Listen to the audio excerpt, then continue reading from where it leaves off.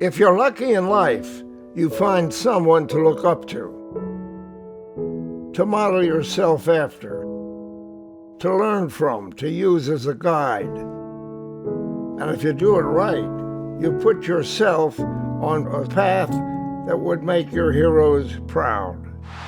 It's Hester inside the 30. Hester's going to take it all the way for a touchdown. At midcourt, launches the shot. Oh, it almost went in. Duke is the king of the dance. There it is, a win for the ages. Jim Nantz has always cared about those of us who came before him, just as he's always cared about everyone who's ever listened to his voice as they watched a game, a round, or a play that they never are going to forget. Rodgers in trouble. He turned 32 yesterday. Does he have a vintage moment in him? In the end zone, it is caught for the win! A game ender for the Packers. Jim grew up an athlete himself, a top golfer who played for the University of Houston and who roomed with another future star by the name of Freddie Couples.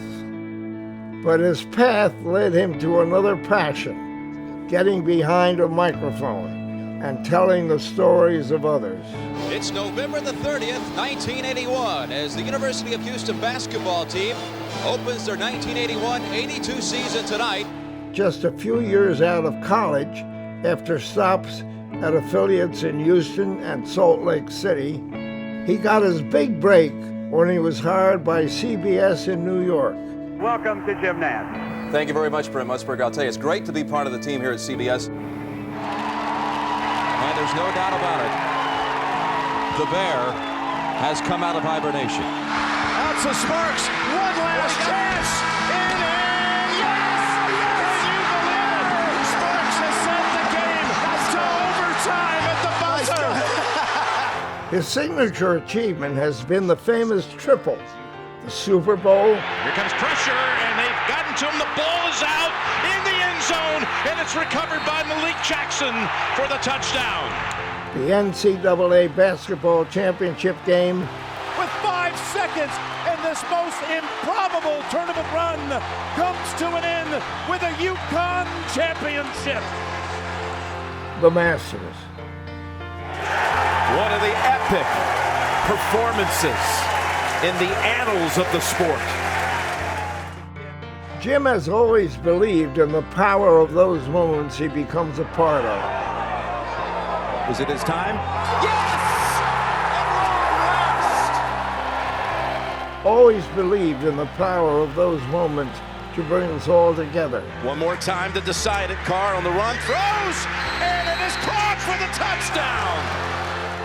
To make us feel truly like the friends he calls us. Hello, friends, Jim Nantz. Hello, friends, Jim Nantz. Hello, friends, Jim Nantz, along with my buddies. He actually borrowed his signature phrase from his original mentor, his father, who used it as a way to make people around him feel comfortable. It's always been a glimpse for the audience into who he is. A dad, a husband, and forever a son, who ended up watching the man who meant so much to him struggle with Alzheimer's for years, and who since dedicated himself to finding a cure. Jim has called it the most important work I'll ever do in my life. And that, friends, is truly his greatest call. Because to Jim Nantz, the achievements and the accolades have never been as important as the relationships, the connections with legends and other father figures like the 41st president and the king. He's modeled himself after them. He's learned from them, and along the way, he's turned into something else, a mentor and a hero for the next generation. Right at it. Right at it! Oh! He's done it again! A legend in his own right. To Jenkins for the championship! Yes! Villanova! Phenomenal! showing everyone else not just how to do your job, but how to live your life. Ladies and gentlemen, please welcome the voice of your Tennessee Titans, Mr. Mike Keith. Thank you. To hear Jack Whitaker talk about Jim Nantz, incredibly special. Brings back some wonderful memories of the fact that a Middle Tennessean who is a peer of Jack Whitaker, well, some consider him to be the first great sportscaster on television in American history. And I'm talking about Lindsey Nelson from Columbia, Tennessee. Yes, absolutely.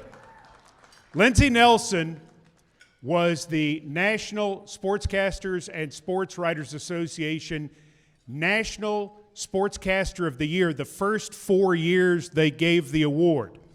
When I'm talking to college students today and I mention Lindsey Nelson, I say, he was the Jim Nantz of 60 years ago, and they know exactly what I mean. Well, what I talk about with Lindsey Nelson is he was a total professional. He called games with class. He had a delivery that made you feel like you were there with him. And he was a great storyteller, which is why the comparison to Jim Nantz is so apt. Talk about class. Talk about a fantastic delivery. Talk about the premier storyteller of our time. That's who you're talking about. And now, like Lindsey Nelson, he's a Middle Tennessean. Please welcome the voice of CBS Sports, Jim Nantz.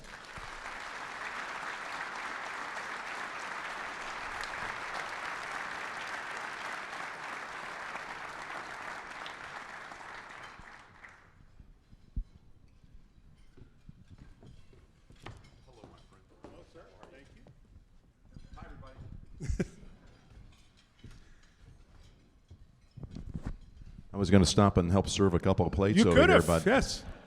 Can I say hello, friends? Please. Hello, friends. Thank you, Nashville, for the loving embrace you've given the Nantz family. We've been here since August 4th. We decided to settle in here a couple of months before that during the summer. It's been the greatest gift for us, and we're grateful. Just want you to know that. So thank you. And thank you, Mike. Well, I'm glad to be here. It is an honor. And when they put you in what is now known as the National Sports Media Association, they've changed the name. When they put you in the Hall of Fame, that was the video that played. Jack Whitaker narrates your video. Ooh, it's in the industry, you realize how powerful that is to have a chance to meet someone like Jack Whitaker. See, Jack Whitaker was a hero of mine growing up. My idol was and always will be my dad, but my heroes were broadcasters. Not so much the athletes, but the ones who were presenting the games to us every weekend. We didn't have Monday through Friday coverage back in the day. We waited until the weekends, and then all of a sudden I got to have this personal relationship in front of a television with Jack Whitaker and Jim McKay and Dick Enberg and Kurt Gowdy, Pat Summerall.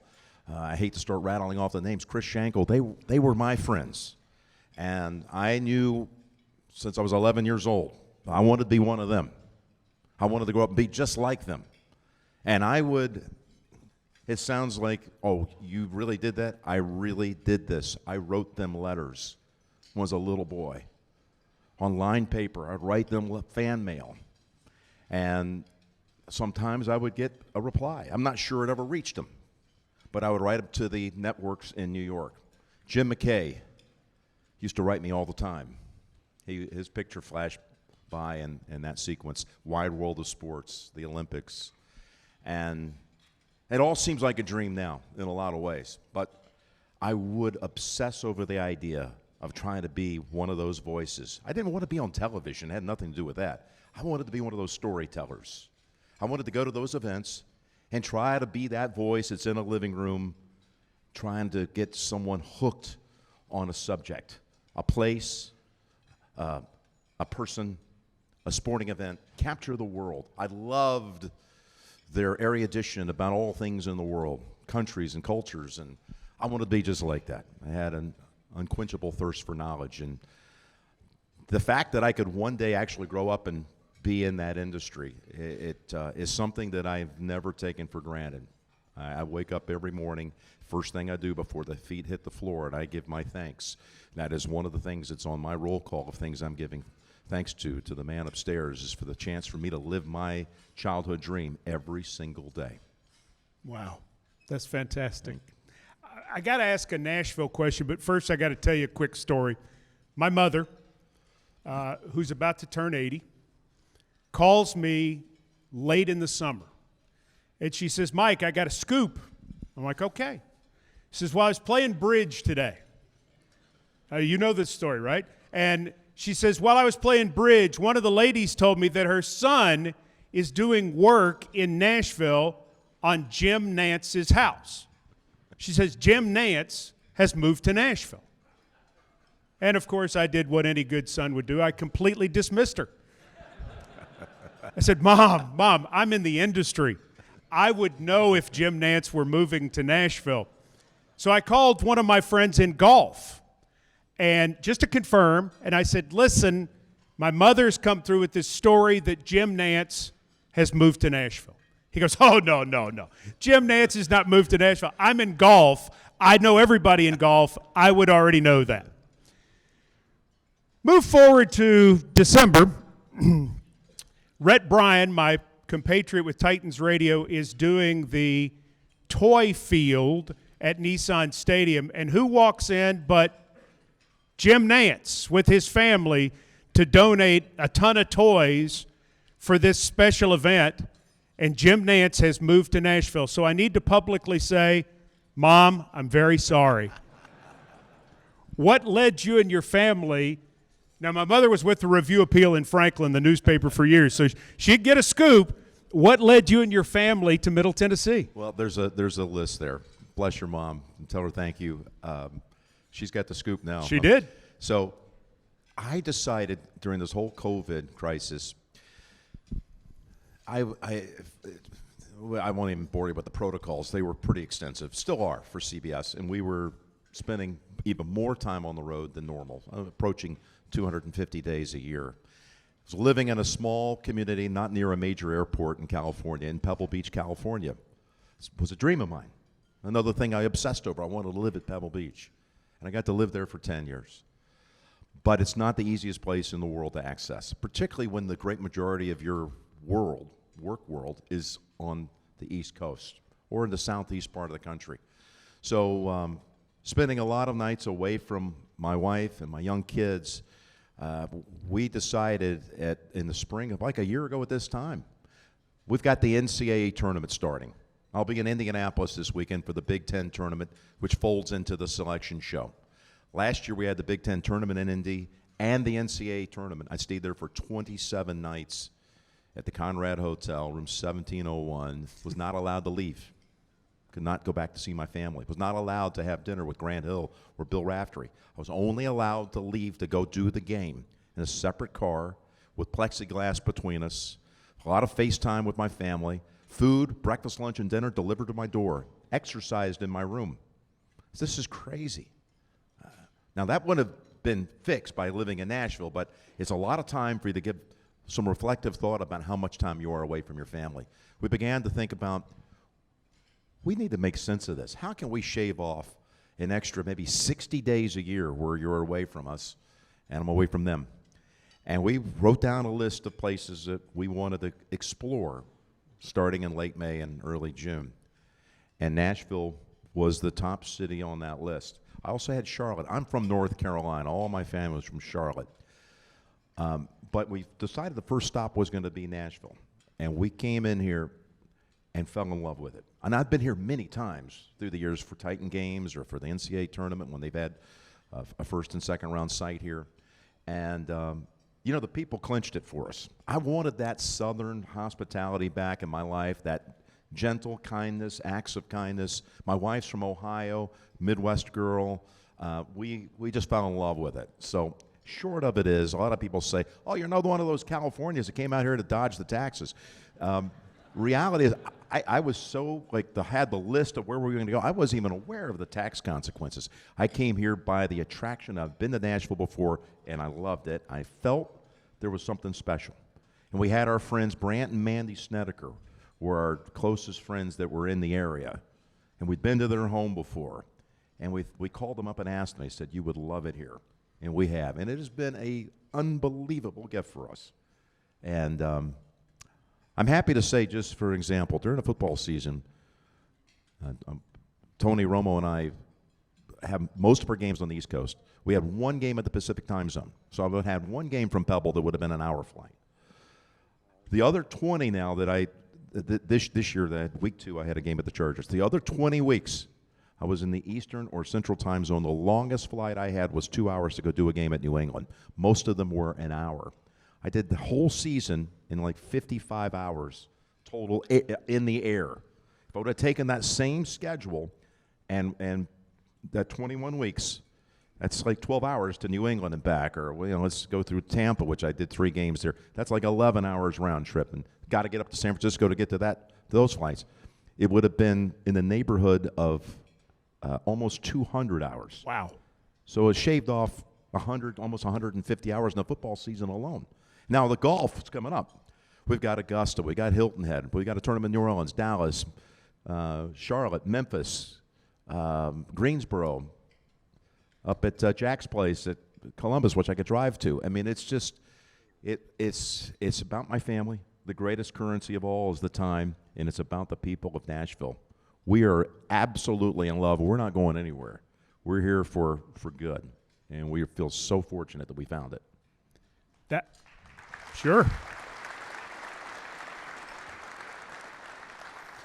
Jim Nantz knows what we know, right? That's right. So a lot of people are finding out. The house at Pebble, though, you still have that, right? I still have it. Okay.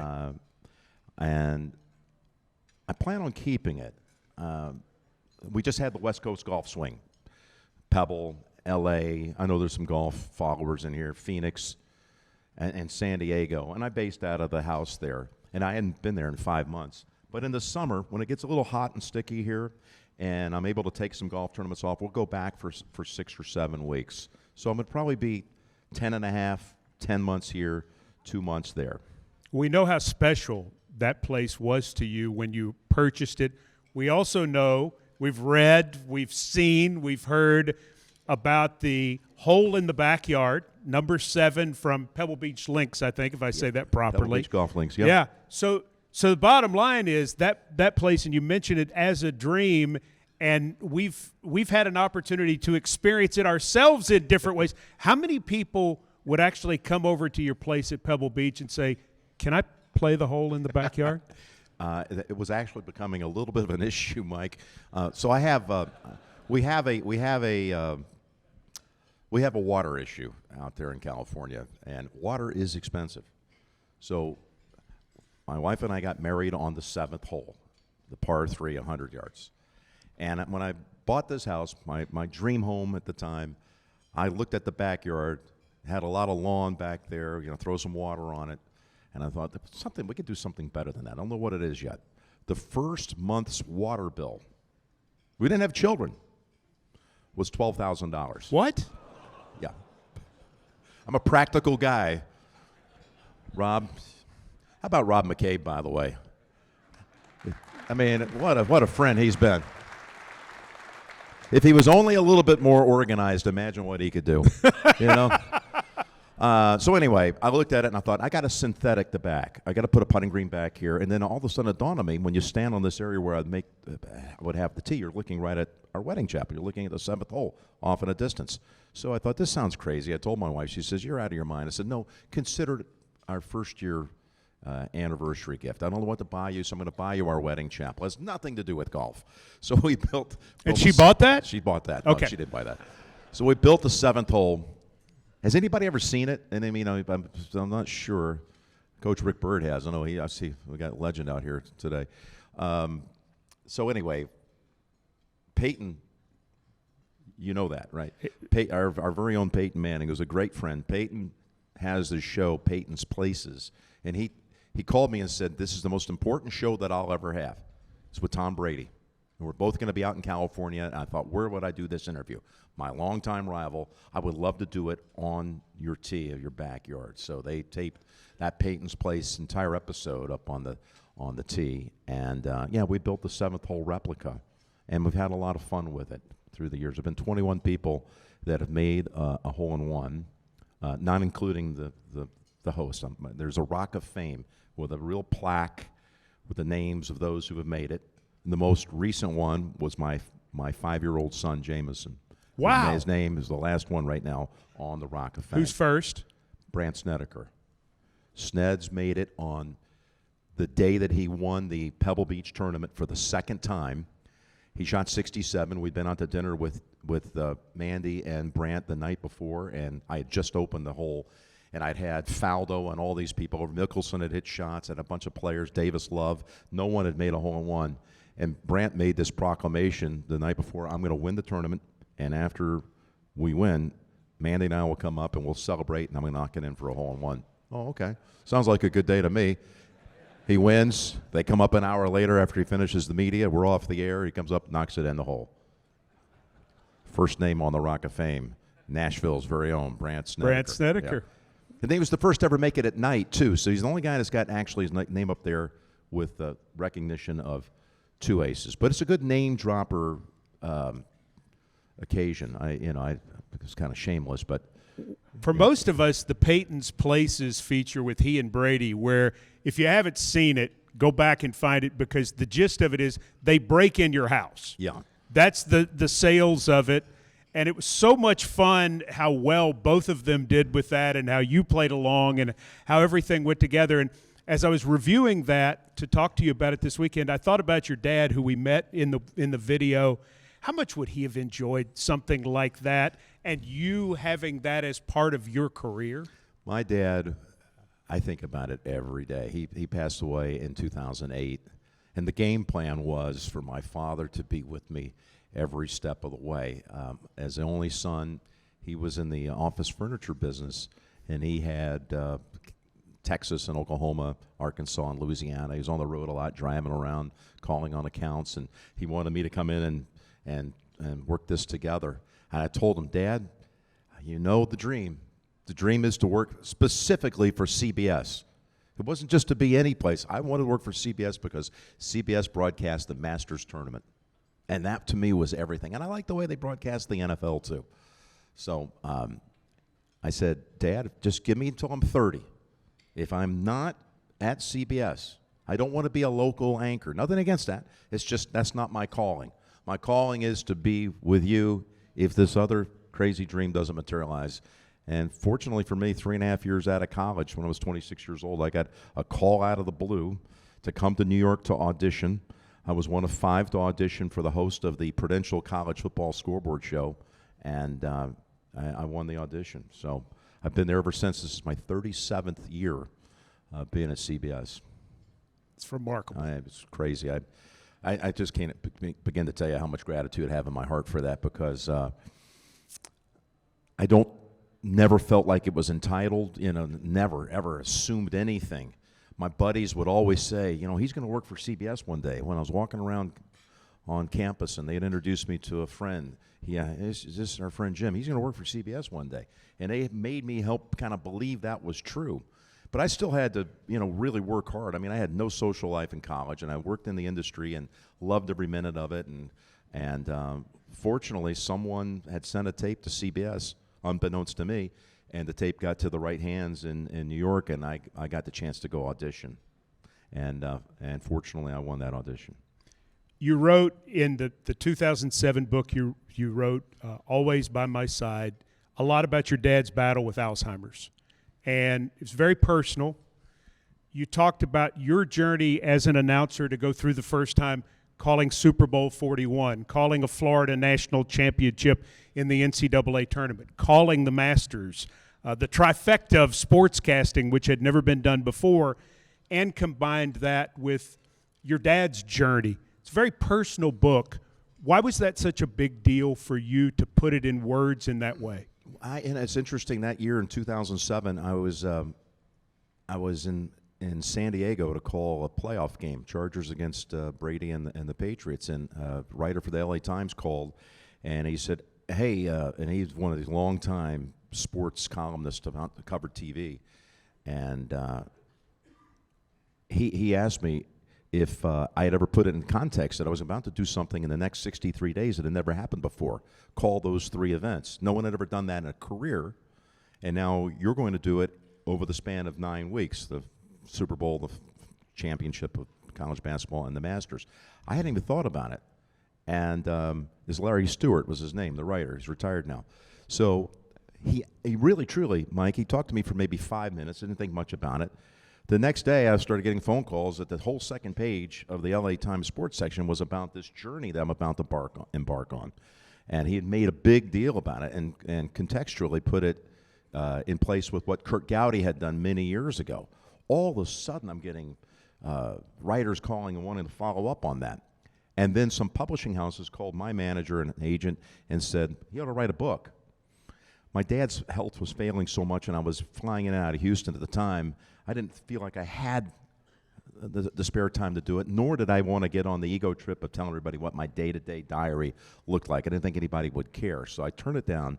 And then Sandy Montag, my agent, called back and said, but Jim, how about this? I was talking to a literary agent. How about you put it in the eyes of your dad is figuratively with you on this journey? See, that was the goal. I was supposed to do this with my dad. I was going to retire him. I got the job that I wanted before 30, and then, Dad, you're coming with me. There's enough to keep you busy on the road, someone to help you go to the practices and get from here to there and keep you on a schedule. It's more complex than you would imagine, and that was going to be Dad's role. Other announcers have had family members do that. This was my plan, but then unfortunately he got sick. But anyway, the idea was have your dad on that 63-day journey with you figuratively, and that became then a point where a light went on, and I thought, I can find my dad. You know, I don't know if I've got another week with him or another month. And I can go back and write and put him in certain situations where how he would have handled being in the company of Arnold Palmer, or how he would have handled seeing Tony Dungy and the Colts winning the Super Bowl, and my great admiration and respect for Tony as a man and a remarkable man and father and husband and friend.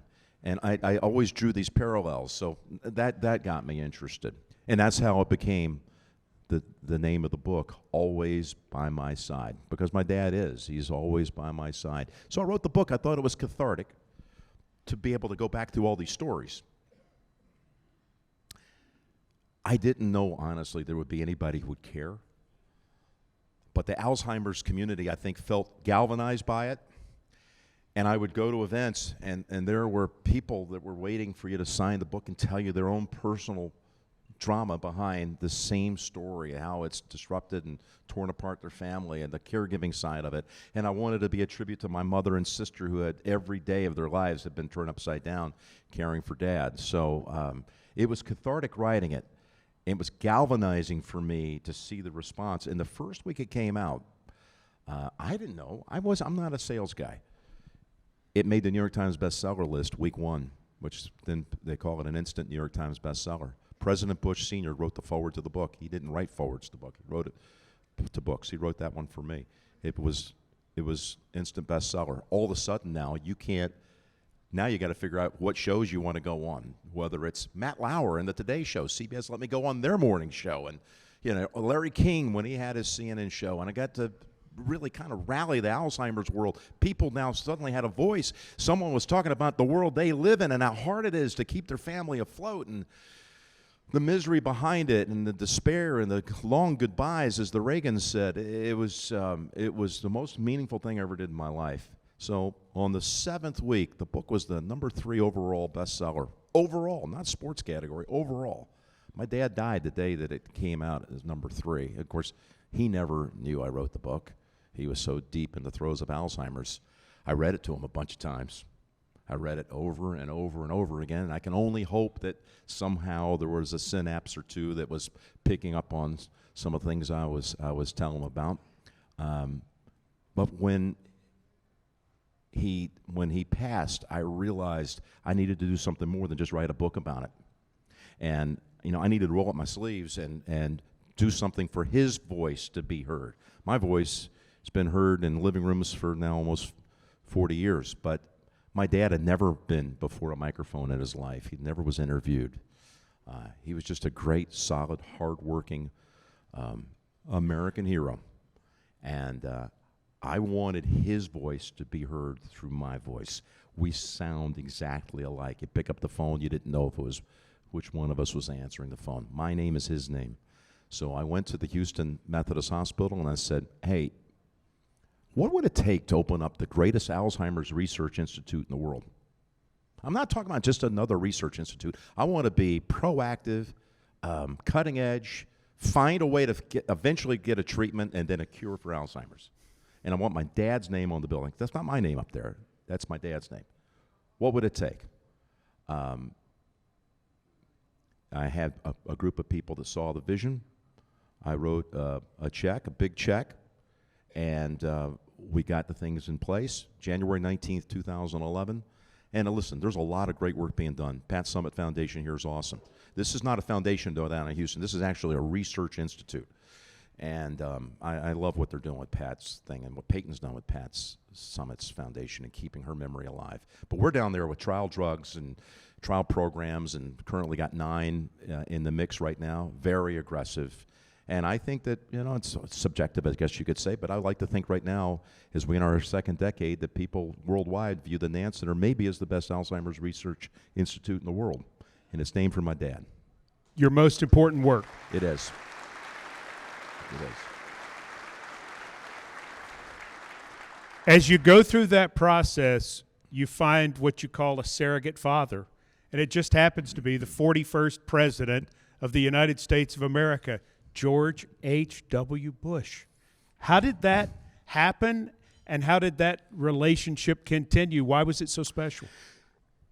When he was in the White House, his actual residence was listed as the Houstonian Hotel in Houston. And of course, once he left office, he had his home in Houston for 7 months out of the year and Kennebunkport, Maine for 5 months out of the year. Anyway, the city of Houston has always been very loving and kind and claimed this kid that came out of the University of Houston as one of their own who made it to the network, and I'm grateful for all of that. And he was aware of that. His golf pro at Houston Country Club was one of my golf teammates at Houston, Paul Marchand. And the president, not that he's playing much golf, but when he'd see Paul once or twice a year, he'd say, hey, how's your friend Jimmy Nantz doing? One of these days I want to meet him. Well, he loses to President Clinton, leaves office in January of 1993, and within a month I play golf with him, thanks to Paul. And I can tell you, we met at a public course in Houston called Memorial Park. And I was so anxious to meet him. And I saw the motorcade pull up, and I was standing outside the pro shop, and he came over and gave me a big hello and a hug, like I knew him. And he walked in, and he put his wallet right down on the counter and said, we need 4 greens fees and 4 carts. 2 for the players, and 2 carts for the Secret Service. And they say, no, Mr. President, no, you're our guest. No. I'm paying for this. No, Mr. President, we wouldn't think of it. You're our guest. He says, no, you don't understand. I don't believe in that. I'm going to pay for this. No, we cannot accept your money. He says, well, I hope you will, because I want to be able to come back. And this is where the psychology of a great statesman and a person, the way they think. He says, if you comp me, I will never come back, because I'm going to think that you think I'm expecting to come back here for free. So if you ever want me to come back again, you got to let me pay. Otherwise, I'm never coming back. They said, okay, Mr. President, it's $148. They handed him a credit card. And off we went and we played. And within a few months of that, I got invited to Walker's Point in Maine. I was living in Connecticut at the time, close to the CBS headquarters. And it's just amazing how it evolved. You know, his boys were busy. They had Monday through Friday jobs. I had jobs that had me leaving usually on Thursday and back on Sunday. I had a lot of Monday, Tuesday, Wednesday visits to Maine. I diary everything in my life. I've got that McCabe gene where I'm really all over little details. I mean, this guy's awesome. I could go back and look at it, but I think it's somewhere around 40 overnight trips to the house. Some of them were 4 nights, some were 1 night. Trips were, hey, I'm going to, he could name a country in Europe to go make a speaking engagement. Want to come with me? I had a couple of days. I would go with him. Traveled all over, riding on his coattails. And it had nothing to do with politics. It had to do with friendship. And got to realize my dad was stricken in 95, so as my friendship with President 41 is evolving, my dad is declining, and he's, of course, totally aware of my whole life, what's going on. And he just kind of instinctively took on that role as a mentor, as a guide. And when he was eulogized by 43 at the National Cathedral in December of 2018, George W. got up and recognized his siblings and then said, you know, he mentioned my name as a brother from another mother, yeah, which I thought was very sweet and meaningful to me. 41 would pick up the phone and call and say, Jim, I need a favor. Yeah. And it wasn't really a favor. It was an incredible opportunity for Jim Nantz. The one that stands out involves 41 and 42, which is, you do realize how remarkable that is, right? You know, I got to tell you, I'm getting a little choked up here, and it's not because of your question. I just, I'm feeling my life kind of flashing by me here a little bit. And I miss him a lot. Yeah, President, when he would call you up and he'd ask you for, he said, I've got a favor. He never, let's get back to like what I told you at Memorial Park. He would never ask anyone to be inconvenienced. He would never ask for anything. He'd say, I've got a favor to ask. He was about to lay the biggest favor in the world on you. That's the way it worked. He'd jump into a car, he's going to fight you for the last row. Not the choice seat. He's not going to sit in, well, they always have 2 agents in the front of those cars, but he's not going to sit in row 2. He's going to sit in row 3. At 80, he's going to run to the car first so he can get in the back so that you're convenient. You're going to walk into a restaurant. Most people instinctively will go and sit at the seat that has their back to the wall and looks out over the span of a restaurant. He's going to wait and make sure you take that seat, and he's going to take the worst seat. That's the way, I mean, there's a million little nuances of the way he thought about you first, me last. So the one you're alluding to, Mike, and thank you, man, for your research on this. You're awesome. I mean, you're an exceptional broadcaster, and I have so much admiration for you, even before I moved here. And thank you for digging up some of these stories. I'm at the Final Four in St. Louis in 2005. I'm at a Friday practice, and I'm talking to Roy Williams of North Carolina. Shoot around. I don't have much time to visit with him. Billy Packer's with me. All of a sudden, my phone's just constantly vibrating. I have to check it.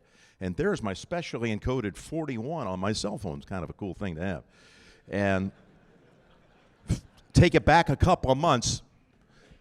Over the holidays of 04, you might remember, there was this horrific tragedy, a tsunami in Southeast Asia that claimed tens of thousands of lives. And now at this point in time, his son's the president, and he's trying to lead a worldwide fundraising initiative, and he asked his dad and President Clinton to team up together for something called the Bush-Clinton Initiative. And they both accepted, and they both traveled around the world together and raised $1.5 billion for tsunami relief in Southeast Asia. Think about that. Just a barnstorming like old campaign days, doing dinners and things to help people from afar. 2 former presidents. A friendship evolves. Now, I've been hearing about how much President never would say anything tawdry about anyone. I was hearing about this friendship. So now I'm at the Final Four, and I look at my phone, and I say to Roy Williams, Coach, forgive me. I said, I would love to have 2 more minutes with you. He's on his way, by the way, to winning the championship on Monday night against Illinois that year. And I said, but I got a call from a former president. I have to step aside. I said, Mr. President, what's going on? He said, where are you? I said, I'm in St. Louis. I'm in the Dome here. He said, I got a favor to ask. He said, President Clinton and I, we've decided we want to get together on a social basis.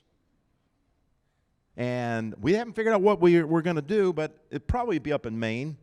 We don't want anyone to know about it. There's no media, nothing like that. We just want to, we've enjoyed each other's company. And I would love for you to, if you wouldn't mind, this is my favor, would you be our intermediary? So what is that? What is that, sir? He says, you're our go-between. And we just don't want the conversation to ever kind of deviate into world events. I mean, we could get through it, but we need somebody who's a good talker. And we pitched some names, and I threw your name out, and I had met President Clinton on a few occasions. And he said, President Clinton liked that idea too, so would you do us the favor of being, our go-between? I was like, are you serious? I'll check my schedule here, sir. No. Of course, I accepted. And in late June of 2005, we met in Maine. No one knew. And to try to keep it out of the media's viewpoint, President Clinton was on a book tour at the time. He had recently had some heart surgery. He was he scheduled a book appearance way up in northeast Maine, and they scheduled a pickup by boat.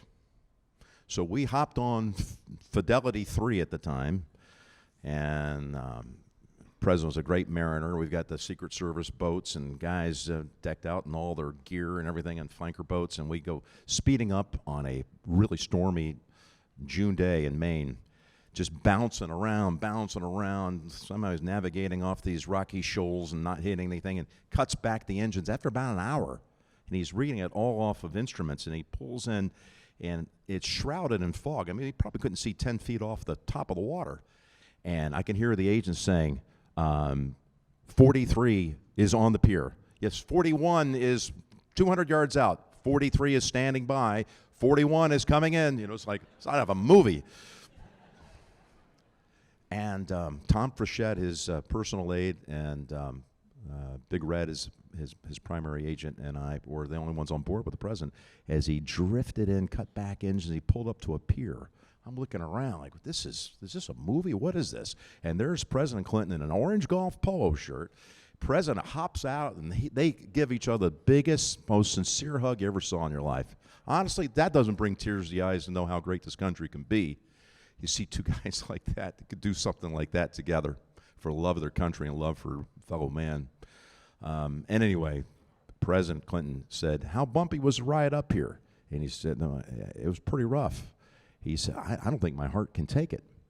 And he said, well, let's go back by car. Well, the agents, he had his detail, President had his detail. They weren't ready for anybody to jump in a car, particularly two ex-presidents, but that's what they did.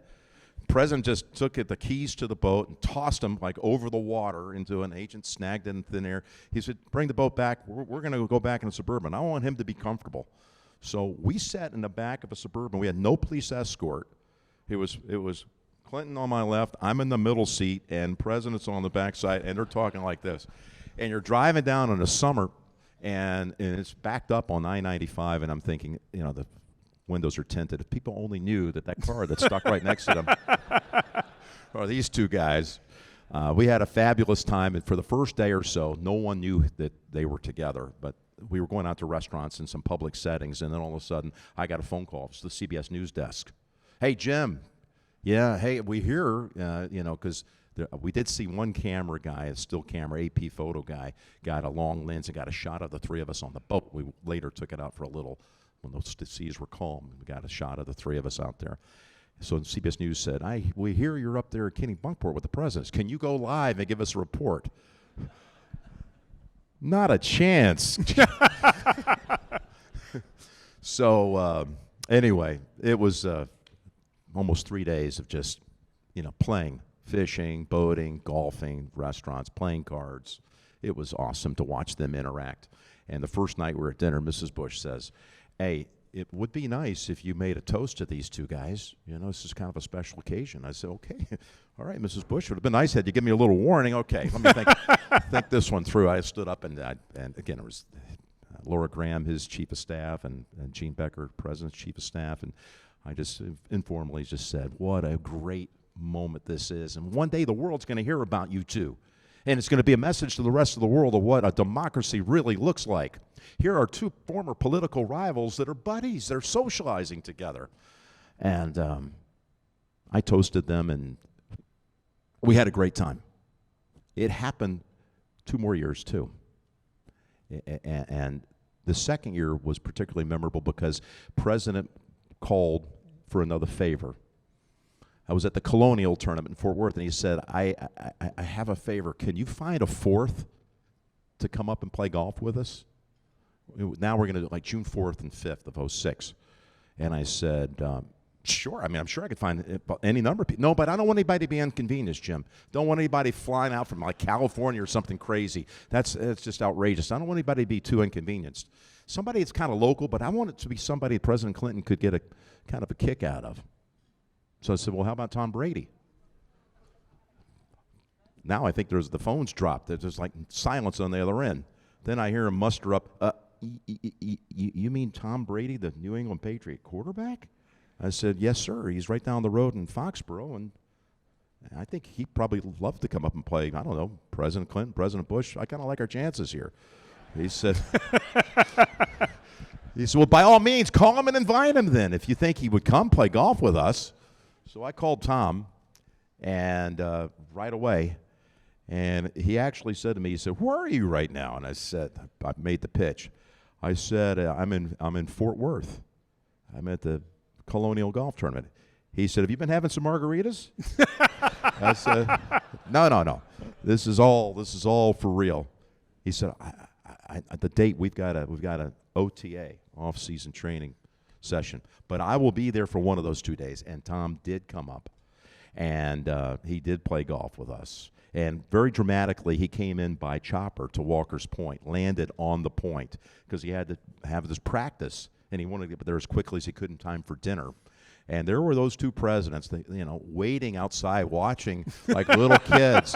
Tom Brady's chopper's landing and waiting to shake his hand. And Tom was only like 27 at the time and only won 3 Super Bowls at that point. But the lasting memory for me, though, is the day they said goodbye on that trip. We actually took the boat down to a little town called Algonquin, and nobody knew they were coming. We're going to a little lobster roll place called Barnacle Billy's. We're going to sit on the sun deck. And here is this little sea village, and there is no one around. But now you see the presidential boat come in with some flanker boats. I'm sure the word got out quickly, and people would have spotted President Clinton as well. And up we go to eat our lobster rolls and ice cream. And after about 15 minutes, looked over the side of the rail, and it was just packed. There were hundreds of people waiting to see these two men. And I knew Tom well enough to be able to try to mentor him a little bit. And I just said, you're going to be living a very public life the rest of your life. There are probably 10 people in this country you could actually learn from how they handle the crush of the crowd. And I just want you to watch these two men. Watch the way they interact with their fellow citizens. Everybody's going to want a piece of them. They'll move through, and everybody's going to feel touched. I said, just watch. You can learn from this. So down we go. It's time to leave. President Clinton's motorcade's going to actually whisk him away to an airport. We're going to go back on the boat. We come down. Flash bulbs are going off. People are taking snapshots and the whole thing. Tom and I are off to the side. I can understand why no one would come make a fuss over me, but no one even recognized Tom Brady. He was invisible as these two guys made their way through the crowd. And I thought, man, if my dad, this is what I wrote in the book, if my dad had ever attained the highest office in the land, in the world, that's how he would have been. He touched everybody. He would have never left anybody out. He would have had time for everybody. And I looked at Tom and I said, what did you see there? He said, that might be the most awesome thing I've ever seen in my life, the way they handled everybody there. So Tom is, as you know, just recently retired, and I got to call his last 2 Super Bowl wins. and completed my 6th cycle of Super Bowl, Final Four, and Masters. And we still talk about that time and the lessons that we learned. Speaking about handling people, was there anybody ever better than Arnold Palmer? The man that you had a chance You're to. good. You're good. Well, but I mean, you think about. You're good. I mean, loved Arnold Palmer. He's the king. Maybe your second surrogate father. Yeah. Maybe it's because I was raised around the game of golf. Golf, it sounds cliche, but it does teach life lessons. And one thing you learn when you're a young kid playing golf with people who are a generation or 2 or 3 generations older, you learn protocol, you learn etiquette. And being raised in Charlotte, I'm instinctively, I'm a yes sir, no sir kind of a guy. That's the way I was raised. And my family didn't have the wealth to be able to play the great courses growing up, but they certainly wanted me to be able to play and drop me off at places and facilities where I could spend the day, and my game was decent enough where I could play with guys and not hold them up. But I learned, I think, through golf to really appreciate those above me in age. I spent more time on a golf course trying to grind away and playing with 60, 70, 80-year-old retirees when I'm 13, 14, 15 than I did my own age group. So I've always been in that kind of mentor kind of window environment. And I loved it. I've learned from it. I miss it in a lot of ways. I'm 62 years old now, so I'm flipped it and try to be on the other side of it. But it was rich with memories of being able to have men like Arnold Palmer. And Arnold, look, I've been a spokesman for Rolex for almost 30 years, doing all their international English version commercials and such. And Arnold was the first Rolex ambassador they ever had. So Rolex would utilize Arnold maybe 3 times a year. There would be other corporations that have him do exactly what we're doing. Arnold never wanted to make a speech. He wanted to do Q&A. So he would get something come across his desk and he'd say, "Hey, what are you doing on May the 15th? Tell me where we're going." "We're going to Baltimore." "I will be there." Arnold would get through IMG, he would get a fee to take care of my time, which was awfully nice of him. But I love being able to go into these cities and travel around the country with Arnie. We play golf. I probably played 50 rounds of golf with Arnold in my life. Then we do this back and forth, and I knew where he wanted to go. I mean, you're doing this like we've done this before, Mike. I'm going to tell you, you're the best. Thank you. You are the best. Thank you. And thank you. I would just tee up Arnie, and he died on September 26, 2016. Dates, for whatever reason, my memory's always been, I guess that's the paradox. My dad's memory was shot, but it served me well not having to have everything in a note form in front of me. I have my notes, but not in golf. Golf I call from here. Football and basketball, I have my spotting boards, as you do. But I can remember dates. He died 10 years and 1 day after Byron Nelson passed away. He was a good friend. But Arnie died on a Sunday, and I was doing a game in Pennsylvania. I was doing a game, it was Pittsburgh at Philadelphia and the NFL. And I knew Arnie was going in for a surgery on Monday morning. And I said, and it wasn't supposed to be a big deal, but his health had really declined, and he was supposed to be able to survive this. It wasn't an issue. But he said he would be watching the Steeler game. He was a big Steeler fan. Mm-hmm. Their training camp is up in Latrobe. So I got to the start of the third quarter, big wide shot of the downtown Philadelphia. You're here in Philadelphia. He doesn't want to go across the state, and send along best wishes to Arnold Palmer, maybe the Steelers' biggest fan. Arnie, I know you're a little under the weather, but wishing you well. I know you're going to have a quick recovery this week. Now, 2nd down and 8, whatever. Back to the game. I got off the air, and I looked at my phone. Arnie had passed away. I timed it back maybe 15 minutes before I said that, and he was lucid. He watched the whole first half. Sam Saunders, his grandson, was there. He said they were watching the game, and he just closed his eyes, and he passed. And again, that was a kick to the gut. But one of the greatest honors of my life the guy was just so big around the world. His impact was within a few hours after that, I got asked by the family to deliver the eulogy at Arnold's funeral. Now, there were, Jack Nicklaus eulogized him. I went before Jack at the end, and it was terrifying. I got to tell you, terrifying. What can you say about Arnold Palmer? They had it at this basilica at St. Vincent's College, where 500 could fit into the church, including the U.S. Ryder Cup team. They were all there. They had clinched it the day before at Hazeltine, and they put the cup right on the back of the last church pew on a little table.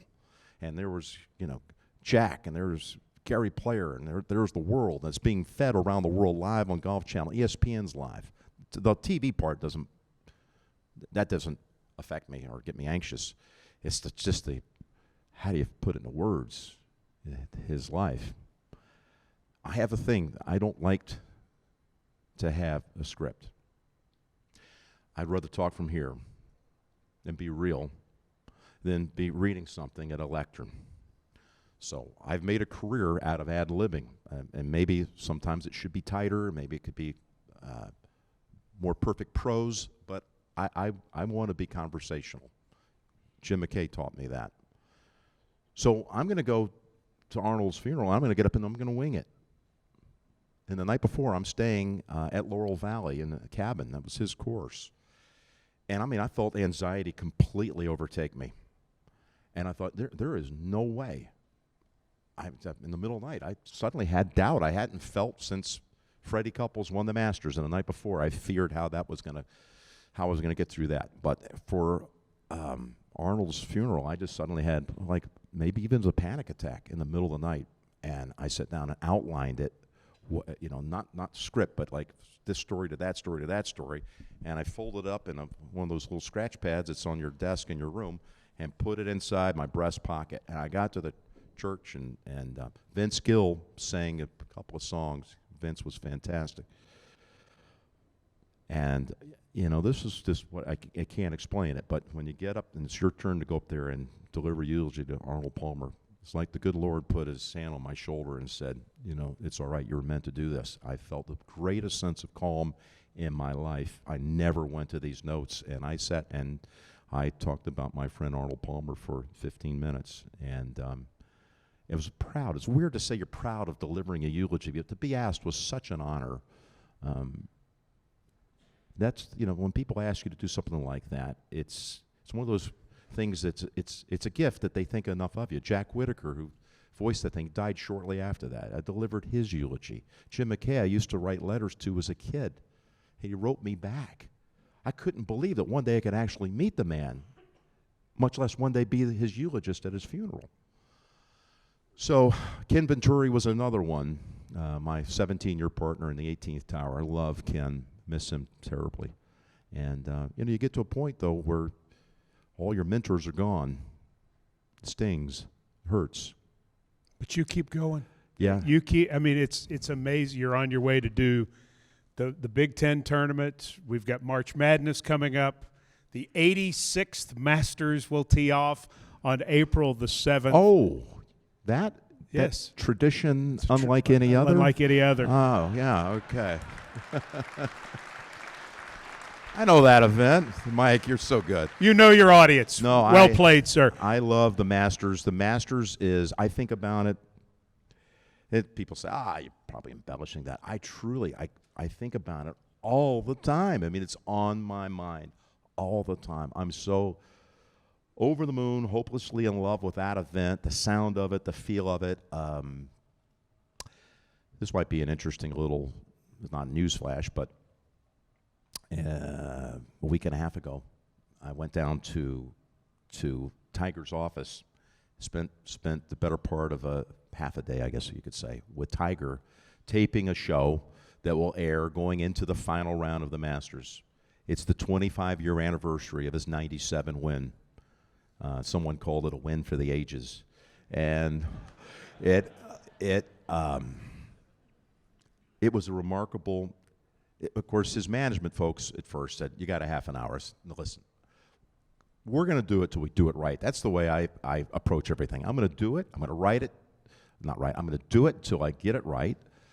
And this is going to be a gift for Tiger too. This is going to be a show that's going to have all the bells and whistles and treatments, and that we did. So that's coming up on April the 10th. Tiger at 25 years, and I think you're going to see a side of Tiger that's really special. I mean, there's a lot of warmth and fuzzy feelings about now he's at an age in his life where he's reflective, and I don't know when he's coming back. I know he's going to come back to play. I don't think it's going to be that week. He might play in the par 3. I don't know. But it was just so neat to hear him in that state of mind, because I've known him since he was 16, and he's never giving to that sentimental, nostalgic look.